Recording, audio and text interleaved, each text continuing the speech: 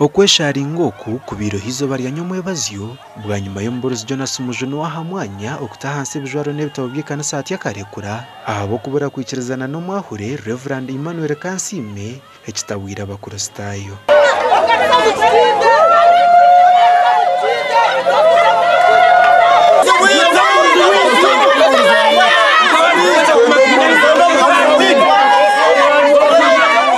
abantu bagira ngo mwahuri wabakababere cwero ngico mukanisa mbweno hati tubacine bwekoro sayiti yatuko mikono ahubwo abantu abutwatira yo ngo batukurire bariyo nibabandike kanisa yitu hakwizo Mborozi nyobondi murano hayife nayizarije bamwakira atakahwira ko sande bamusindika genda atakahwira ho biro bibagata bamusindika genda bamukomba mu batigembwa je mitwari kumibahemba jango atora busaba dikoni kubabarire yaki ku muhanda bamuterere sumu ngo Mborozi ngo twakwereze mitwara 20 yitu ngo musendese twakwe mitwara 10 ngo watwara mwe mitwara yitu 10 iko ntwendo witwo ntwenda Jonas Jonas akagenzera tine songa n'abakristayo bakamwakira na hati yagenda ntwache mukunda twene nizo Mboroza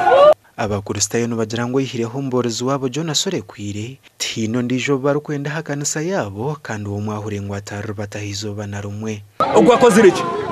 tuma twida hindura burusande Mborozi kesate bweno bantu mwimo nituyebuza eke kanisa neza nkai tuzenkai buryo maze ko yembekere kanisa muzi ye ninga nubagira ngo cyo kukizayo kubategana sana no kugira ngo bakarundana sente batyo bagurita kariyo kombeka heavy na bishomero ryabo nuko Reverend Kansime kubagira ngo sente bazitwara haburisa bakanga hataroho na indishomero ribirindi kugira kibina cya mukaga ngo rugaraka hakibina cya kabiri o mwahurogwe nakunda ka sente munongo takunda ntunguka akarisa yitu abo kuko Mborozi twamwakira ya leta ntunguka nore bishomereri erishomero nirye kanseje Mborozi ogu ya supportinga tube twagura hakabanja omwahure ya complaininga ngwitwe tuseme kubana tugure hitaka ngo sente ziriki nguzitwarwe kuri aburisha twazi mwima kutahirize kuzumwima yasara mukugira ngo we nayiza kwizana cabinet ye abandika isomereri atakumana yatandikire na yarigire takumanya n'abaziro kuba kurundana sente zabo kusasura basomesa byona iwe yajangwe nuwo mukuru aha nandayiza abandika isomereri tugambireho no Mborozi orekwire atyo nuko kutugira ngo ashaziremo kuzomuka humuro ko mwaka gumwe ngo bunda katebekana sobwongo nabwo icyo nshabire yivuye mwaka gumwe ku rugizoberi yanyuma abaziyo biro 22 yo kwezi ko kubanza 2023 kandi kwija kugaruka ebiro 21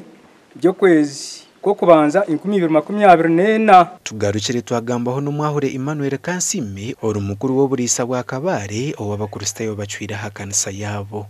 isomero turiyene kitabona kimwe cya textbook yo kusomeseza mu mwana wo muntu bayembera ko mbeka kibina cya mukaga nakizera tubaguma kibina cya gatanu tubaze turone textbook zabana gusomeramo abo kwembera isomereryo abo utetegereza mu kuhangu kwabo